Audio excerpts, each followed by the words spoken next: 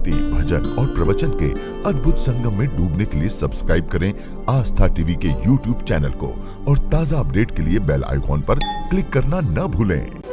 श्री व्यास जी ने धर्म की व्याख्या की। धर्म क्या है? धर्मः प्रोज्झित कैतवोत्र परमो निर्मत्सराणां सताम। ये धर्म जो हमें जीवन में संभाल करके रखता है, वही धर्म जो हमको सतमार्ग की ओर बढ़ाता है, वो धर्म किसे प्राप्त होगा? तो कहा निर्मत्सराणां सताम। धर्म का असली वास्तविक हकदार वही है जिसने अपनी निर्मत्सरता को जीत लिया है। निर्मत्सरता किसको कहते हैं? निर्मत्सरता अर्थात जिसने अपनी ईर्ष्या भाव को जीत लिया है, जो दूसरों के सम्मान को, दूसरों की बड़ाई को देख करके चिढ़ता है, जिसके अंदर ये ईर्ष्या भाव जागृत हो जाता है कि इसका सम्मान क्यों, इसका आदर क्यों, इसी को निर्मत्सरता कहा गया। और दुनिया में इसी चीज से बचना बड़ा मुश्किल काम है। किसी दूसरे को बढ़ता हुआ देख करके प्रसन्न हो जाना, यही दुनिया का सबसे मुश्किल काम है। हम सब कुछ सहन कर सकते हैं, पर हमारा साथ वाला अगर हमसे आगे निकल जाए तो ये फिर सहन नहीं होता।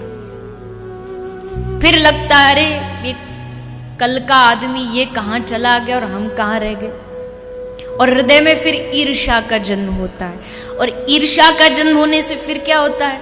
ईर्ष्या का जन्म हुआ तो फिर निंदा आरंभ हो जाती है, निंदा शुरू हो जाती है। जिनसे आप ईर्ष्या करोगे उनका आप घर घर जा करके फिर निंदा करते हुए घूमोगे, बुराई करते घूमोगे, ये ऐसा है, वो वैसा है।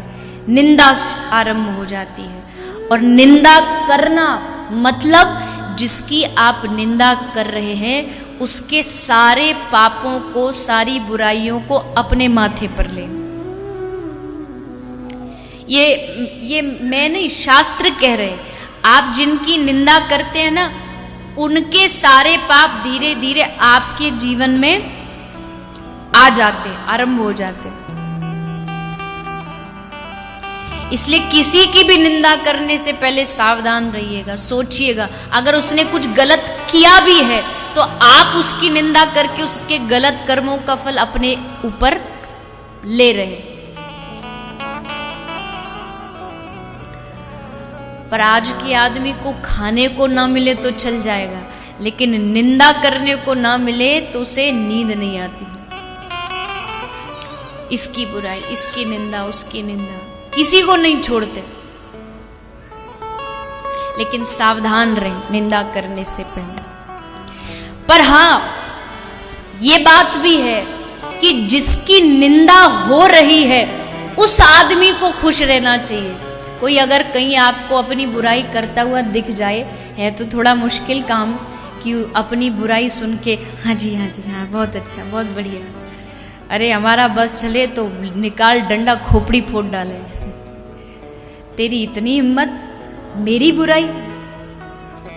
पर शास्त्रकार कह रहे हैं, संत कह रहे हैं कि अगर कोई तुम्हें अपनी निंदा करता हुआ दिखाई देना तो नाराज मत होना, उसको तो जाकर के तुमको सर पे ताज पहनाना चाहिए। वाह वाह भैया, कितना अच्छा काम कर रहा है तू, हमारी बुराई करके हमारे सारे पापों को तू खुद जीभ से धो रहा है। निंदकः शूकराश्चैव। शास्त्र कह रहा है कि निंदक और सूकर में कोई फर्क नहीं है। एक ही फर्क है कि सूकर तो आपके मल को साफ करता है और निंदक जीभ से बुराई कर करके आपके पापों को साफ करता है।